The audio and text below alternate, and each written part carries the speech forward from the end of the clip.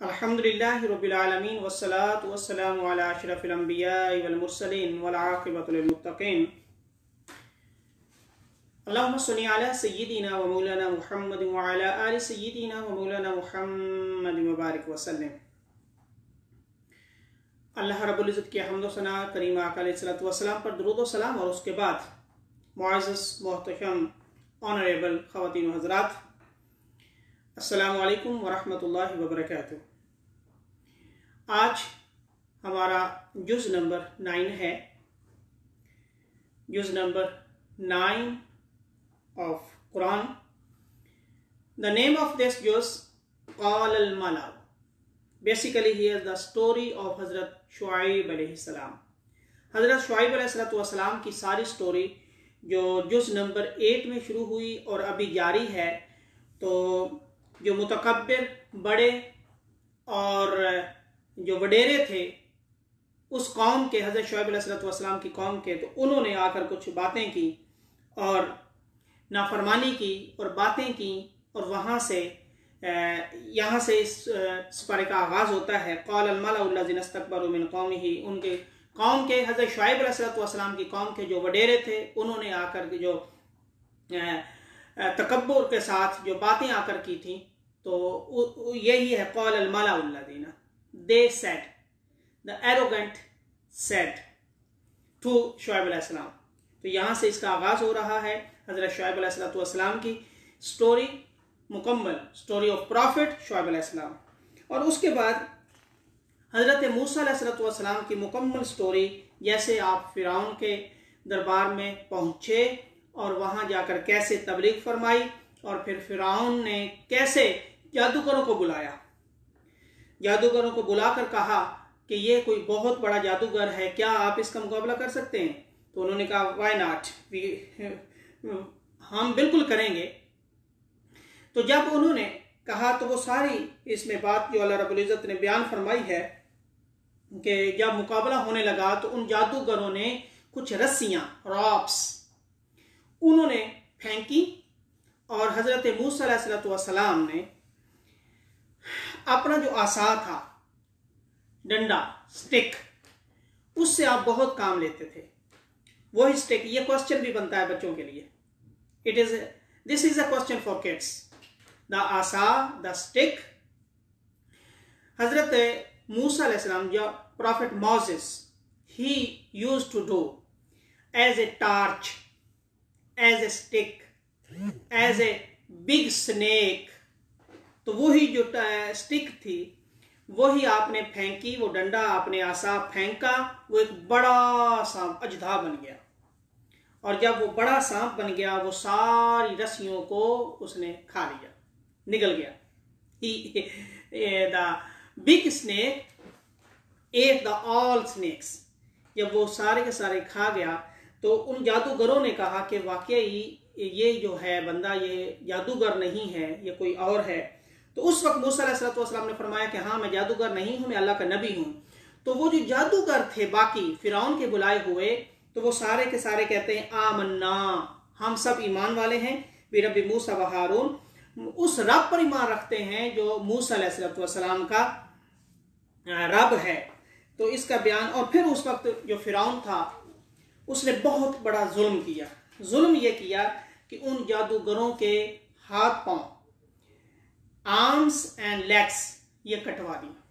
और ऐसा किया कि एक इधर से राइट और इधर से लेफ्ट, ये कटवा दी और ये अजाब दिया। और उस वक्त फिर उन्होंने दुआ मांगी अल्लाह रब्बुल इज़्ज़त की बारगाह में, मौला हम तेरी बारगाह में दुआ करते हैं कि हमें साबित कदमी अता फरमाना। उस दुआ का भी जिक्र अल्लाह रब्बुल इज़्ज़त ने यहाँ पर इरशाद फरमाया।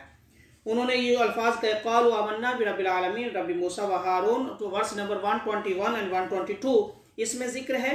और फिर जो उन्होंने दुआ की थी, तो चूंकि अल्लाह को दुआ बड़ी पसंद है तो वही दुआ अल्लाह रब्बुल इज़्ज़त ने यहाँ भी बयान फरमा दी। उन्होंने ये दुआ की थी रब्बना अफ़रिग़ अलैना सब्रन व तवफ़्फ़ना मुस्लिमीन, कि मौला हमें सब्र अता करना इस मुसीबत पर जो फिरौन ने हमारे ऊपर जुल्म किया है, इस जुल्म पर हमें साबित कदम रखना, हमें सब्र देना, हमें ये जो जुल्म है इस सहने की हमें तौफीक देना। व तवफ़्फ़ना मुस्लिमीन, और हमें मुसलमान बनाना, मुसलमानों में रखना। तो ये जो दुआ थी ये भी अल्लाह रब्बुल इज़्ज़त ने यहाँ जिक्र कर दिया। फिर उस कौम पर जो अजाब आए, और मूसा अलैहिस्सलाम की बड़ी लंबी स्टोरी है यहाँ पे, जो उन पर अजाब आए 4 तरह के, वो अजाब भी अल्लाह ताला ने यहाँ पर बयान किए हैं। द 4 पनिशमेंट्स फॉर कौम फिरआउन, the nation of Pharaoh. Verse number 133 अल्लाह रब्बुल इज़्ज़त ने इरशाद फरमाया, फ़अरसलना अलैहिमुत तूफ़ान वल जराद वल क़ुम्मल वद्दफ़ादिय वद्दम आयातिन मुफ़स्सलात। उन पर 4 बड़े 4 पनिशमेंट्स, 4 बड़े अजाब थे। एक तूफान, स्टॉर्म आया था। Then we sent upon them many distinct signs as a judgment, storms, locusts, lice, frogs. एक बहुत बड़ा स्टॉर्म आया। कई स्टॉर्म आए उन पर, यह भी अजाब था। और फिर उन पर टिड्डियां भेजी, लॉकर्स, वो उनकी सारी फसलें तबाह कर देती थी। फ्रॉग्स ये भेजे, मेंढक, और वो उनके खानों में चले जाते थे।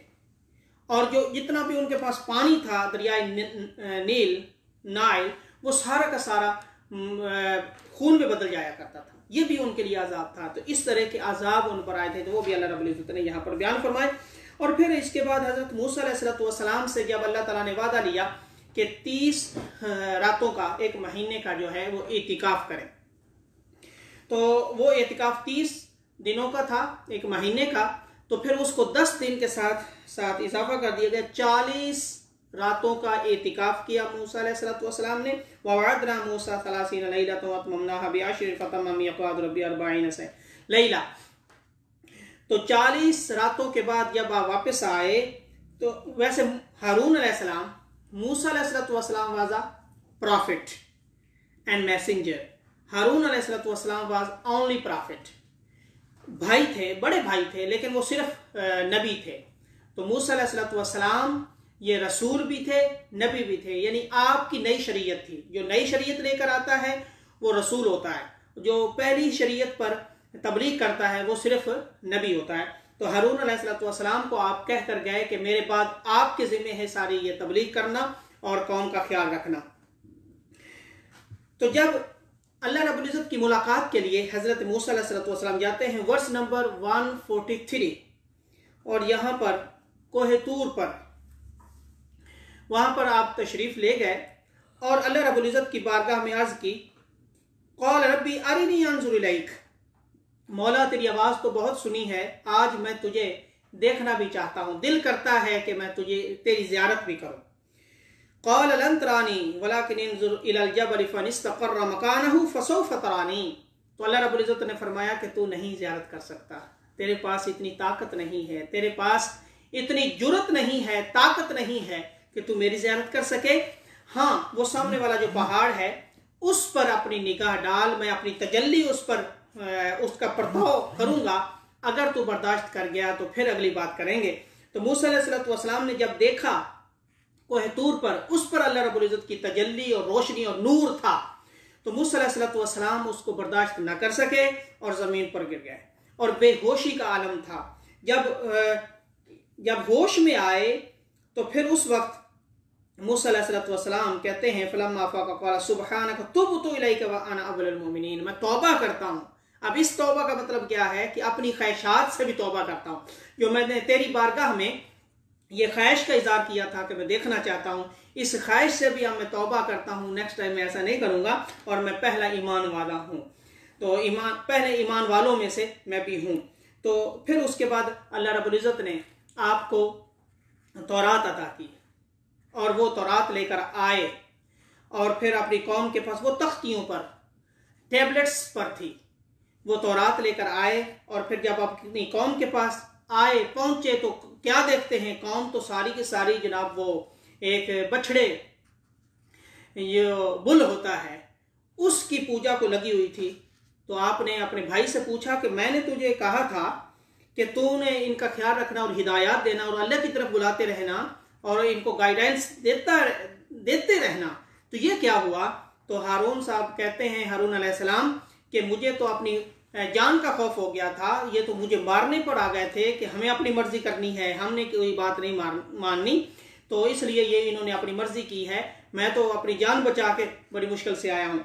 तो उस वक्त फिर मूसा अलैहिस्सलाम गुस्से में आकर हारून अलैहिस्सलाम की दाढ़ी मुबारक पकड़कर, एक हाथ दाढ़ी में और एक सर में पकड़ के झंझोड़ा कि मैंने तुझे कहा था कि इनका ख्याल रखना, इनको हिदायत देते रहना, इनको सीधे रास्ते पे लगाते रहना, लेकिन आपने क्या किया। तो जब हारून अलैहिस्सलाम ये कहते हैं तो फिर यकीन आ गया हजरत मूसा अलैहिस्सलाम को कि इसमें मेरे भाई का कोई कसूर नहीं है। तो फिर अल्लाह रब्बुल इज्जत की बारगाह में दुआ करते हैं। वर्स नंबर 151, क़ाल रब्बिग़फ़िर ली व ली अख़ी वअदख़िलना फ़ी रहमतिका व अंता अरहमुर राहिमीन। मौला मुझे भी माफ़ कर दे, मेरे भाई को भी माफ़ कर दे और हमें अपनी रहमत में दाखिल फरमा, और तू बड़ा रहम करने वाला है। हमारा कोई कसूर नहीं, मेरा कोई कसूर नहीं है और मेरे भाई का कसूर नहीं है, कसूरवार ये बाकी लोग हैं। तो फिर इसके बाद हजरत मूसा अलैहिस्सलाम की इस स्टोरी के बाद नबी करीम सल्लल्लाहु अलैहि वसल्लम और कुरान मजीद के नुज़ूल का जिक्र है। फल्लज़ीना आमनू बिही वअज़्ज़रूहु वनसरू वत्तबअन नूर अल्लज़ी उन्ज़िला मअहू उलैइका हुमुल मुफ़्लिहून। वर्स नंबर 157 सूरतुल आराफ, अल्लाह ताला ने इरशाद फरमाया कि जो लोग ईमान लाएंगे और ताज़ीम करेंगे और मदद करेंगे, और किसकी मदद? ईमान लाएंगे आमनू बिही, मुझ पर और मेरे महबूब अलैहिस्सलाम पर, और मेरे महबूब अलैहिस्सलाम की ताज़ीम करेंगे और उनकी मदद करेंगे, और इन पर जो नाजिल हुआ यानी हुकूक मुस्तफ़ा, द राइट्स ऑफ प्रॉफिट अलैहिस्सलाम, अल्लाह सुब्हानहू व तआला mentioned here 4 rights of prophet अलैहिस्सलाम। ये भी क्वेश्चन है, 4 राइट्स ऑफ प्रॉफिट अलैहिस्सलाम अल्लाह सुब्हानहू व तआला mentioned here. First of all believe in, then help him, and then respect him, and then follow the Quran. 4 rights of Prophet ﷺ. First, believe in, and then help him, and then respect him, and then follow the Quran. इनमें से किसी एक में भी कमी आ गई तो ईमान मुकम्मल नहीं होता, ये याद रखना। ये 4 राइट्स ऑफ प्रॉफिट ﷺ अल्लाह सुब्हानहू व तआला ने यहाँ पर बयान कर दिए हैं। और आका अलैहिस्सलाम से ये फरमाया गया कि पिछले जो भी नबी आए वो एक वक्त के लिए, एक ज़माने के लिए एक स्पेशल इरा था और स्पेशल प्लेस थी, और एक वक्त में कई कई नबी आते थे। एक सिर्फ कोई टाउन के लिए, कोई एक कंट्री के लिए, कोई एक स्टेट के लिए, और एक वक्त में कई प्रॉफिट और नबी होते थे और रसूल होते थे। लेकिन जब करीम आका अलैहिस्सलाम, आवर प्रॉफिट मुहम्मद सल्लल्लाहु अलैहि वसल्लम केम हियर, देन अल्लाह सुब्हानहू व तआला सेड कुल या अय्युहन्नास इन्नी रसूलुल्लाह इलैकुम जमीआ। ऐ महबूब फरमा दीजिए, बता दीजिए कि अब मैं तुम सब के लिए, सारी कायनात के लिए मैं अकेला ही नबी हूं और मैं सब के लिए हूं। कोई ऐसी चीज नहीं है कि जिसके लिए, कोई ऐसी मखलूक नहीं है कि जो मेरी, जिसके लिए मैं नबी नहीं हूं, सब मेरी उम्मत हैं। तो यहां पर यह इरशाद फरमाया और आपने ऐलान नबूवत इस तरह इरशाद फरमाया।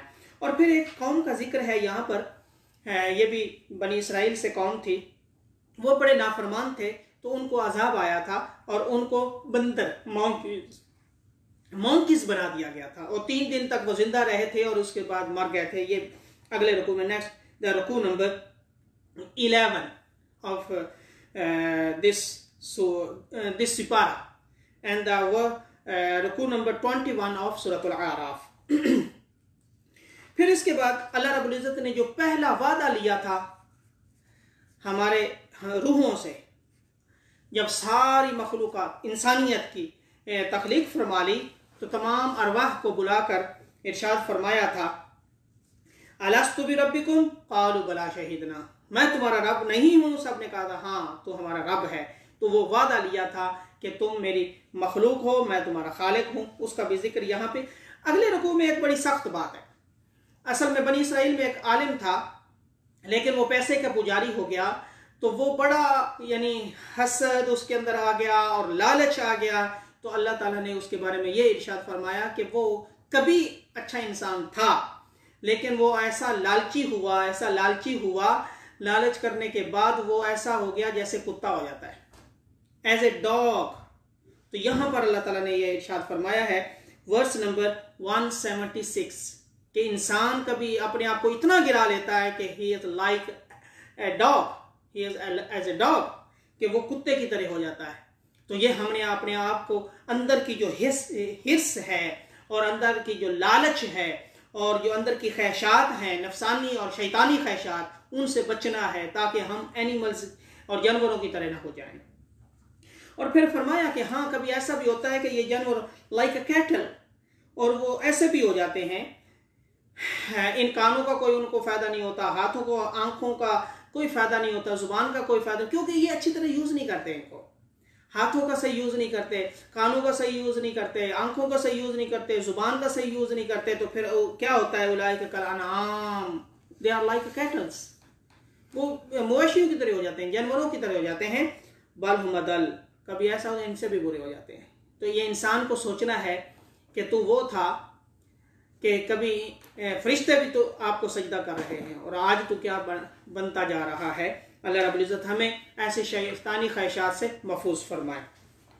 फिर इंसान की पैदाइश का भी जिक्र फरमाया, और इस सूरत के जो एंड है वो कुरान मजीद के नुज़ूल का इरशाद फरमाया, व इज़ा क़ुरिअल क़ुरआन फ़स्तमिऊ लहु वअनसितू लअल्लकुम तुरहमून, द राइट्स ऑफ कुरान। जब कुरान पढ़ा जाए तो खामोश रहा करो और गौर से सुना करो ताकि तुम पर रहम किया जाए। And when the Quran is recited, listen to it attentively and observe silence so that mercy may bestowed upon you। अल्लाह की रहमत हासिल करने का तरीका, मर्सी ऑफ अल्लाह सुब्हानहू व तआला हासिल करने का तरीका क्या है? गौर से कुरान सुनना और गौर व फिक्र करना और खामोश रहना, फिर अल्लाह की रहमत बरसती है। फिर इसी में सजदे का भी जिक्र है, और फिर दुआ कैसे करनी है। अब बिल्कुल शॉर्टली नेक्स्ट सूरत है सूरतुल अनफाल। अनफाल mean the spoils of war, माल गनीमत। इस सूरत के पहले दो रकूओं के अंदर अल्लाह ताला ने गज़वा बदर, बैटल ऑफ बदर का सारा जिक्र है। बैटल ऑफ बदर it was the first battle between Muslims and non Muslims. ये पहली जंग थी, और ये गज़वा बदर इसका जिक्र है। और उसमें चूंकि अभी जो माल गनीमत था उसका नहीं पता था कि उसको तकसीम कैसे किया जाता है, तो सहाबा ने पूछा, यसअलूनका अनिल अनफाल, सहाबा पूछते हैं आका अलैहिस्सलातु वस्सलाम से कि इस स्पॉइल्स ऑफ वार, माल गनीमत का क्या करना है। तो अल्लाह रब्बुल इज़्ज़त ने जवाब दिया कि हाँ, ए प्यारे हबीब सल्लल्लाहु अलैहि वसल्लम, इनको बता दीजिए कि माल गनीमत की इस तरह तकसीम होगी। तो इसलिए इस सूरत का नाम अनफाल है। और इसके अलावा ईमान वालों की निशानियाँ, साइंस ऑफ बिलीवर्स, ये थोड़ी सी बयान की हैं। तो ये बड़ी खूबसूरत हैं। इन्नमल मुमिनून अल्लज़ीना इज़ा ज़ुकिरल्लाहु वजिलत क़ुलूबुहुम, ईमान की पहचान और ईमान की निशानी ये है कि जब अल्लाह का जिक्र किया जाता है तो दिल दहल जाते हैं, दिल के अंदर जिक्र जाता है, दिल दहल जाते हैं, दिल उस तरफ लग जाते हैं, दिल कांप जाते हैं। वइज़ा तुलियत अलैहिम आयातुहु ज़ादतहुम ईमाना, और जब कुरान को सुनते हैं ईमान वाले तो ईमान और बढ़ता है, ईमान ताज़ा होता है। कुरान सुनकर ईमान को ताजगी मिलती है, ईमान बढ़ता है, घटता नहीं है। This mean they like Quran a lot. व अला रब्बिहिम यतवक्कलून, दे ट्रस्ट ऑन अल्लाह सुब्हानहू व तआला, और अल्लाह पर वो यकीन और ट्रस्ट और पक्का यकीन रखते हैं। फिर पांचवी निशानी, the fifth sign of believers, अल्लज़ीना युकीमून सलात, नमाज कायम करते हैं। व बिम्मा रज़क़नाहुम युनफ़िक़ून, और जो कुछ हमने उन्हें दिया है उसमें से वो खर्च करते हैं। वो जो कुछ भी हमने दिया है, इल्म दिया है वो तो लोगों को देते हैं, पैसा दिया है तो वो लोगों को पर खर्च करते हैं, उनको विस्डम दी है तो लोगों को अच्छा मशवरा देते हैं, लोगों को गाइड करते हैं, मेरे लिए काम करते हैं। उलाइक मुमिनून हक्का, दे आर ट्रू बिलीवर्स। ये अच्छे ईमान वाले, ये पक्के ईमान वाले, हकीकत में यही ईमान वाले हैं। तो फिर लहुम दरजातुन इंद रब्बिहिम व मग़फ़िरतुन व रिज़्क़ुन करीम, इनके लिए बड़े दर्जे अल्लाह रब्बुल इज़्ज़त के यहाँ बड़े बड़े रैंक्स हैं इनके लिए, और इन्हीं के लिए बख्शिश भी है, फॉरगिवनेस फॉर देम, व रिज़्क़ुन करीम, और यहाँ दुनिया के लिए, दुनिया में भी उनके लिए अच्छा रिज़्क़ है और आखिरत में भी उनके लिए अच्छा रिज़्क़ है। ये फिर उसके बाद सारा का सारा जिक्र ग़ज़वा बदर का है, कैसे अल्लाह रब्बुल इज़्ज़त, आका अलैहिस्सलातु वस्सलाम ने कैसे दुआ की थी कि मौला ये पहला ग़ज़वा है, सहाबा नहीं जानते कि कैसे लड़ना है, तो अल्लाह ताला ने पहले 3,000 देन 5,000 एंजल्स अल्लाह सुब्हानहू व तआला सेंट फ्रॉम द अर्श, और उन्होंने आकर मदद की थी। और फिर कैसे कुफार के ये सारे के सारे उनको कैसे शिकस्त हुई, तो वो सारा का सारा इसमें जिक्र है। और एंड पर जो हिजरत है मक्का से मदीना, उसका भी जिक्र है।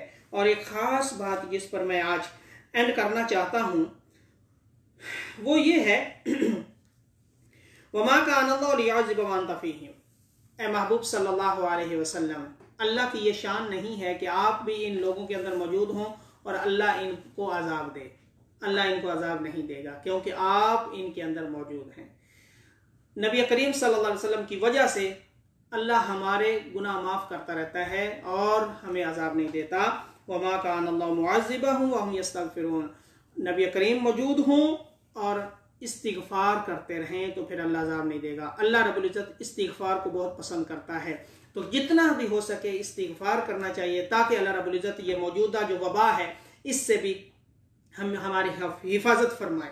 इसका तरीका यह है कि अल्लाह की बारगाह में ज़्यादा से ज़्यादा इस्तिग़फ़ार करें, ज़्यादा से ज़्यादा सूरह फातिहा पढ़ें, अगर हो सके तो डेली 100 दफ़ा सूरह फातिहा का विर्द करना चाहिए, अगर इतना हो तो 40 टाइम डेली ये विर्द करें, इस्तिग़फ़ार करें। अल्लाह रब्बुल इज़्ज़त हमें इस वबा से महफूज फरमाए। वमा अलैया इल्लल बलाग। अस्सलामु अलैकुम व रहमतुल्लाहि व बरकातुहू।